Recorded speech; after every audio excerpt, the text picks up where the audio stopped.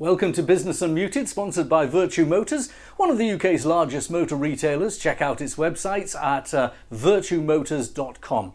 I'm Graham Robb and I've owned Recognition PR for nearly 35 years. We've got 75 clients in multiple sectors braced across the UK, and they have between them a turnover of around £6 billion and employ 30,000 staff. So we're at the front line of the business community and perfectly placed to discuss things that are going on. Today we're talking about energy, and we're talking to various energy specialists. In the studio with Alex Hunter, Chief Executive Officer of Sherwood Power, which reduces business energy costs by storing renewable energy to use during expensive periods. It's new technology, we'll find out more. Down the line, we have Laurence Beardmore, who is the President of the York and North Yorkshire Chamber of Commerce.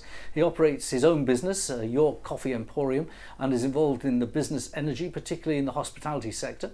And we have Andrew Donald, Senior Business Development Manager at Powerstar, which designs and manufactures a range of technologies including battery energy storage with site-wide uninterruptible power supply capabilities. And we start with John Harper, who's Business Development Manager at Inspired PLC, and that helps businesses in energy procurement, energy efficiency and preparing for a low carbon future. Now, before we hear from them, we're going to hear about how the energy supply chain businesses of the north of England should respond to energy transition to net zero. And let's talk to Joanne Leng of NOF. I think when we look at energy transition, I think what we've got to appreciate is this is a just and timely energy transition. So things are not going to change overnight. I think the oil and gas industry is going to be in demand for the foreseeable future in terms of their requirements for products and services. They are looking to decarbonise their offshore operations through electrification, for example. There's going to be opportunities in that area. But I think at the same time, we as an industry and a supply chain need to embrace what's happening in offshore wind, in hydrogen, in CCS and in nuclear, because we have the skills, the capabilities, the people here in North East England to be able to take advantage of all of these opportunities, which are going to be coming our way as a result of energy transition in this journey to net zero. Joanne Leng there, and there are lots of opportunities as energy transitions to net zero, but at the moment there's lots of costs. Let's talk to Andrew Harper. Andrew, you work with Inspired PLC. What is happening in the market at the moment for energy for business? I know there's a new scheme from the government starting in a few weeks' time. What is your overall assessment? Good afternoon. Thanks for having me. I think first of all, it's understandable for most businesses to be confused by the energy bills discount scheme. Certainly, those who aren't involved in energy purchasing and risk management. One of my customers labelling the support clear as mud. Before we dive into the what and the how of the support, I think it's important that the viewers and listeners understand that the pence per kilowatt hour unit rate that they see on their invoice is made up of multiple different components. Simply put, these are categorised into the wholesale cost, the actual commodity of electricity and gas, and third-party costs, which is everything else such as distribution, transmission, government levies, etc. Effectively, UK Gov will provide support for new energy contracts placed from the 1st of December onwards on any day in which the market wholesale price reaches a certain threshold. For general businesses, this is 30.2 pence per kilowatt hour for electricity and 10.7 pence per kilowatt hour for gas. Any contracts placed in which the wholesale elements are above these thresholds, discount will be applied down to these levels, subject to a maximum discount. It's worth noting that for general businesses, these discounts will be automatically applied by suppliers. It's fascinating to hear you explain that. So, have I summarised? The date, by the way, was the 1st of December 2021. So, that's right. It captures all. 1st of December 22. Sorry. All right. Okay. I've got the government website, so that's a little lacking in clarity. It applied and when it applies. So it is only for new contracts signed since Christmas, effectively. The new scheme, yes. The new scheme was announced, I believe, 9th of January. Okay. So it goes on, this support, for how long? I believe that is for 12 months. 12 months. Now, the scheme, I suppose, is trying to guess the market, because if the market does change and the energy price comes in below those numbers of 30 pence and 10 pence, then presumably the scheme doesn't cost the government any money. Do you think there's any chance that that would happen? I believe it already has. The main issue we see with this support scheme is its effectiveness. As markets now are falling to pre-Ukraine invasion levels, the threshold necessary for general businesses to receive support is too high. I did some analysis this morning on wholesale costs for electricity in this example for 12-month contracts, and looking at the market since the 1st of December. In the 28 days since the scheme was announced, the market has not breached the threshold for general business support. That is amazing. I know the scheme is quite a lot more than the contract I signed for my small business in like 2 years ago. I got a 4-year contract, I think it was 19 pence or something, so I was quite pleased about that. But the number is much less than the quoted prices in September, say. Absolutely. I think since the market peak around September last year, we have seen a slow and steady falling of prices. We are now today at the equivalent of January 2022.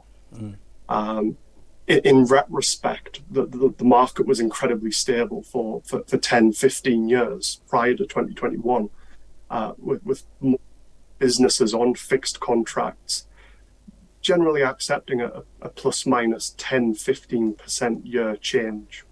Now that we see continued market volatility, the historical fixed contract going out to receive prices, effectively agreeing 100% of your next year, 2 years worth of volume in one decision, in one day in the market, can be considered incredibly risky. Our advice, where possible, would be to consider a risk-managed approach, splitting that one decision into 10, 20, 50 smaller decisions, more considered purchases, and spreading the risk over a longer timescale. Going back to the scheme also has a second tier for the energy and trade intensive industries, the ETII. And there's a long list, there it is, folks, a long list of energy industries that get further help. And they do tend to be manufacturing and extractive industries, although perversely museums are on there, presumably because they power dehumidifiers to keep exhibits in the right humidity and so on, and zoos.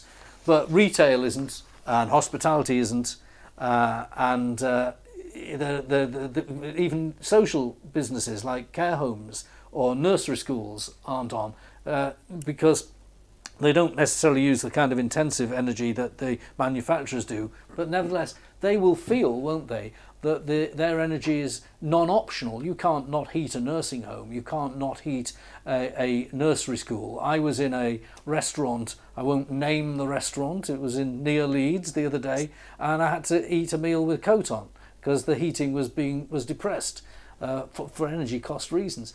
So there are arguments that the scheme doesn't have enough breadth as well as enough scale. Yeah, and for energy and trade intensive industries, the thresholds are lower for support, and the maximum discounts available are much larger. Important to note for any viewers listening that are energy trade intensive industries, you must apply for the higher level of support as well. Typically, when we consider energy intensive industries, there are various schemes available to them, and the qualifying criteria is very much based on I suppose, energy cost as a relative to turnover. So, for example, those businesses where energy costs are a much higher percentage of turnover. Think your forgeries, for example, and that is usually the stress test for an energy intensive industry. Forges are absolutely, and we've got them in Teesside, the steel industry, they are very, very energy intensive. Now, let's talk very briefly before we move on to our other guests about the kind of job you do, because you're not a broker as such, you're an advisor. I know brokers have had a real hard time in the media this weekend because of the way their fees aren't transparent, but you don't operate like that, do you? You give people advice on how to negotiate their contracts. Tell us about how it works with you. Exactly. So I think, as I alluded to earlier as well, the way that we are purchasing energy, we are being forced to review alternatives. So under Inspired, as opposed to a compare the market brokerage style service, instead we favour market tracking. That the timing of any contract renewal, we believe it is vastly more important than a spread of offers. That the difference in the market, certainly over the past 12 months, week to week, can be as high as 30-40% difference. So timing is key for fixed energy procurement. Outside of that, we also run risk management services for customers. So effectively buying smaller amounts of their required energy over time, as opposed to that fixed contracting service. All right. So I think I've picked that up. So the man in the pub question would be, well, what should the price be and how long should I contract for? And on the how long should I contract for, the answer is keep it short and sweet, yeah? I think that is entirely dependent on the business's appetite for risk. I consider risk as proper advisors answer that. I think proper advisors answer. If you don't mind me saying, come on, what do you think? Well, personally, we're in a falling market and have been for the past few months. Prices seem to slowly be going downwards. I think if you look at where pricing is at, compared to historical trends, we are still at a vastly inflated rate. I wouldn't personally be comfortable with locking in a long-term contract. That's a great answer. Look, John, come back in if you need to a little later. Thanks very much for starting us off. Laurence, you're involved in the Chamber of Commerce in York and North Yorkshire, but of course you also run a hospitality business, don't you? Tell us about your business and how it relates to energy costs, picking up on what John has said. Yeah, so I run a coffee roasting business, so we're quite gas intensive, and you're not on this list for high intensive. I don't see coffee roasting there. No, we're a manufacturer in a way, but we're not on the list. So we've adapted how we're using the roasters to try and make them more efficient, But across the region, York and North Yorkshire, the region, there's obviously it's a very diverse economy, and there's an awful lot of hospitality-based industry. So I'm a sort of hospitality support industry in a way. And North Yorkshire, we're seeing a lot of pubs closing down and not opening because they're getting huge quotes for energy, not just heating the place but cooking. So they closed down for January. They may be continuing that into February, hoping that the prices can come down. And it does seem that there's a variation that in parts of North Yorkshire and across the coast, there are certain suppliers that will only supply there. So there's restricted competition. And some of our members are being quoted 40, 50, 60 pence per kilowatt for electric and 40p for gas, which is, it's just huge. It's a huge. So whilst wholesale prices are coming down, that is not yet flowing through to our members. Which is a huge issue. John, what should Laurence's members do when they see a lack of competition? If you can bring John back in from Inspired. I think first of all, increasing their energy resilience. So trying to self-generate as much energy as they can to increase their energy efficiency where possible. At site, effectively reducing your reliance on what is a volatile purchased commodity. It's a good answer. And I tell you what, you've given me a great segue to our other two guests. Stay there, Laurence. I'll come back to you. Andrew, now your business is supplying to maybe larger firms than Laurence's, but tell us about the batteries that you're able to supply now and what kind of places they go and what kind of costs they bring in. I think the interesting thing about batteries, of course, is the problem with energy is you can't store it. So all the renewable sources we're getting for solar and wind is fantastic, but if it's not sunny and the wind isn't blowing, you can't keep it anywhere. So that's the problem we have. So being able to store energy on your own site is a massive benefit. And I think you're quite right, it's really important in terms of the scale of a business. So for instance, a local pub or a hospitality business probably wouldn't be looking at a battery at this stage, although there are opportunities. So I think using that battery as a tactical way of measuring and looking after and storing your energy is a really important piece. And I'm sure Alex will talk to that as well. What I wanted to just to jump on very quickly, please, and shoot me down, Graham, if you want, is about what can businesses do today. It's tough. It's really tough out there. I went to Factory Expo a couple of months ago and spoke there, and everyone talks about the energy trilemma. So that's basically the cost of your energy, it's the security of your supply, and then it's also the carbon impact as well. And perhaps 3 or 4 years ago, we were really concentrating on carbon. Security of supply now is an issue. What happens if I don't have any energy? And a battery can solve that. But also the cost of energy is the biggest piece. And businesses are saying, yeah, I want to invest, I want to be greener, but it's this cost thing that's really hurting me. So I think it's almost obvious from what John was talking about. The one piece of advice I'd give to anyone listening or watching here is take advice.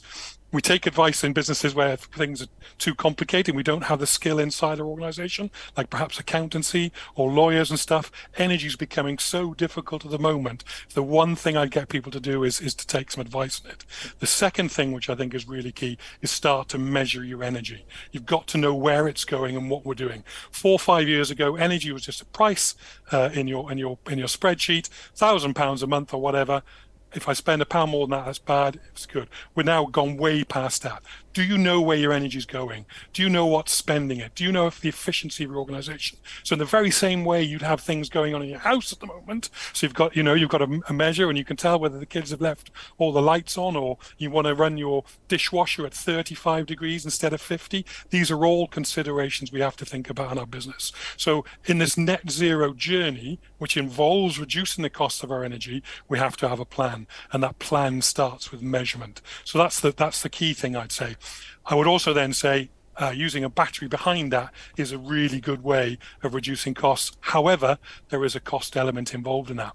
But with a lot of the technologies that reduce your energy uses, like heat pumps and CHPs and batteries and electric vehicle charging, all those type of things which are really key to organizations, there are opportunities to have those financed by organizations as well. And a lot of the people who are selling those solutions will actually have a finance option behind it. So instead of it being a capital project at the moment, which is really difficult because I'm trying to keep the doors open, if we then look at it as an operational cost, perhaps it then becomes a little bit easier. So it's a very, very important point. Now, we met at the Make UK conference before Christmas, you and I, Andrew. And by the way, you got me into batteries big time. Now, your batteries are industrial scale, £1 million big bits of kit. But you did say you came out and you said, look, with battery storage, you're looking to pay £1,000 a kilowatt at the most. So I went to the market for my house, and I did two things. First of all, I didn't know how many kilowatts I'd used. My electricity supplier said they were basing my standing order on 11,000 kilowatts. I found out I'd used 6,000. So that was quite interesting. And now I bought a battery, which is for 5 kilowatts. And it's charged by my solar panels. Even in these winter days, it's actually getting charged, and I'm putting a couple of kilowatts into my system a day as a result of that battery, where it would have been wasted because I'm at home when the sun's shining. I'm at work when the sun's shining, and I'm at home in the evening. So the battery is making it work. So thanks for your advice. Absolutely, and that advice goes to every single size of business. So you're quite right. There are smaller batteries available, which will help small businesses as well. But that key part of using your energy tactically, i.e. taking the sun during the day when perhaps you may not be open, and then keeping it for later on in the evening when you need the energy, when you're using your cooking utensils, when you've got the heating on and stuff. That's the tactical thing that a battery allows you to do. So absolutely consider it. The point you just touched on then, of course, is really key. Every single piece of energy you can generate yourself, whether it be wind or solar or an exercise bike under the desk, that is one piece of energy you're not taking off the grid. So it's improving your security, it's reducing your costs, it's improving your green credentials as well, which is really key nowadays as well. So generate as much as you can, make sure you're measuring every single thing you do. And as I said, I'll come back to it. Take some advice. All right, let's look to the future. We've got Alex Hunter. He's come to the studio and he runs Sherwood Power. Alex, brilliant firm with lots of innovation. Tell us all about it. Yeah, so most of the time when people talk about energy storage, they talk about chemical batteries, which have a cradle-to-grave cycle as well. We do our storage using compressed air, but crucially what we do is we retain the heat energy, which usually is given away to atmosphere, and we capture 99% of that, which means we end up with a really great round-trip efficiency. The only outputs from our device are coolth, bit of heat, and 80% of the electricity that you put in. Wow, that's a big thing. So you've got a unit which compresses the air. Yep. And how do you capture the heat and how is that stored? So we patented a novel compression technology, which basically, if you would take a glass of water and put your hand over the top of that glass of water and keep pumping water into that glass in atomized mist form, then all the heat of compression goes straight into the water. There are some physics behind that makes sense, yes. All natural physics, but basically what we do is keep all that heat directly in the system. We don't pass it into some third-party sand store or some heat bank or something like that. It stays in the system. And when you want the energy back, you let the gas out of the cylinders, which you've stored, reheat it using that heat energy that you did, and then you push it through a turbo expander generator. All this kit has been proven over the last 150 years, and it's built to do really harsh environmental work. Now, we've talked about things that are existing, we've talked about bills, we've talked about businesses, and we've talked about existing technologies. This technology is new and it's in pre-delivery stage. Tell us the kind of people and organisations that are interested in using it. Yeah, any large manufacturer who's got a large offtake of electricity, I'm talking up to, say, 1.5 megawatts, say they've got distribution and they've got trucks and vehicles that they want to electrify. Now, if you go to a DNO and ask them to come and give you a little bit more electricity, we did a study on one particular client, a large supermarket, and they needed to increase their electricity supply on site from 1,500 kilowatts capacity to 10,000 kilowatts. Two problems with that. The DNO can't deliver that until 2035. And secondly, they have to run a brand... DNO for the... Sorry. Distribution network operator. Yeah, so that's your electricity supply. Yeah. And that's your electricity supplier. And the other problem they had is that at that sort of level, they have to run a brand new cable all the way back to the substation. Yeah. Multi-million-pound improvement. Absolutely. Which totally throws the project out of kilter. So what they're doing instead is they're flooding the roof of their distribution hub with solar. Yeah. And exactly as Andrew said, time shift that electricity by harvesting and peak shaving and use it to go through your expensive zones and through the night. Exactly what I'm doing at home. Yes. And it does work. I can say, I mean, mine's a tiny scale, 5 kilowatts, absolutely tiny scale compared to that.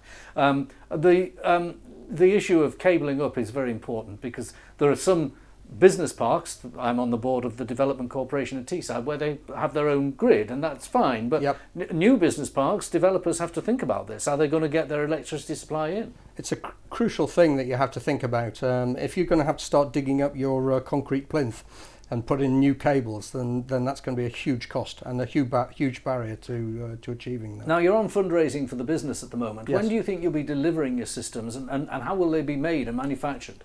We're looking to close our fundraise at the end of March, which is 2.4 million to build our first of a kind demonstrator. We have a letter of intent from our supermarket to purchase that demonstrator. Oh, great. And then we expect to build that out in 12 months. It's going to be built in the northeast as far as possible. And it's going to be using northeast components. Excellent. So that's I mean, your business history is northeast anyway, isn't it? Yes, it is. Your family, what was the family business? So originally it was Dominic Hunter Filters up at Birtley, and we have another family business which is PSI Global, which is at Wynyard. And I know that your board is made up of good northeast business people who are in innovative technologies. So great idea. And it's something that is, you also talked about other ways of storing electricity that you're exploring. You're looking at gas at the moment. Is there water and other things? Are there other ways that people could store? Yeah, I mean, there's many ways to store energy. There's gravity ways to store energy. There is hydrogen, of course, although people are, let's say, the jury's out on hydrogen in terms of the amount of energy required to generate hydrogen. But so, you certainly have brought together multiple ways of storage to deliver the system. Now, Laurence, does any of this, as someone who runs a coffee roasting business, fill you with any interest, or do you think, oh, well, it's just another new technology to learn, it's just something else? I roast coffee, I do PR, I don't really want to know all this innovation, I just want to get on with it. Well, if it saves us money, we will. I think the biggest problem with businesses at the moment is that they're wounded. They're wounded post Brexit. They're wounded post COVID. We're struggling to employ people. There's a huge recruitment issue, and now we've got to become energy experts, along with everything else that we're trying to do as well. And the sort of global just-in-time system is broke. So when I'm importing things from Italy or from all over the world, they don't turn up. When they do turn up, they're broke or they're the wrong spec. So there's a lot on with businesses at the moment, and everybody who's in it knows that. So you spend your day firefighting most of the time, and this is yet another thing that we have to learn. I think for the medium and larger size businesses, it's probably they have a bit more flexibility. I mean, I don't know if York Minster has got planning permission in to put solar panels on the roof of the cathedral, and that'll provide something like 80% of their energy needs. And because they get through their heating bill, I think has gone up to about just under £1 million a year. With the current increases. So, the larger organisations are able to do this, and what we should be looking to government to do now is not knee jerk. We need a 5-10 year plan to become energy self-sufficient in this country, and we need to be producing more nuclear power plants. We need to stop this daft planning permission on solar panels and wind turbines, and we need to get on with it. Well, let's see. I think you're absolutely right, Laurence. It would be good if in the budget the Chancellor deregistered or re-registered nuclear as a renewable. Made it for people who are investing to say, actually, this is a green renewable technology, because that would certainly increase the investment. Listen, Laurence, I think you speak for a lot of people in business, but I've got to say I'm pleased that Andrew's on the team, and I'm pleased that Alex is, because they're talking about the future and are trying to provide solutions. And John, thanks for keeping us all right. Take care, everyone, and thank you for watching us discuss energy from a business point of view.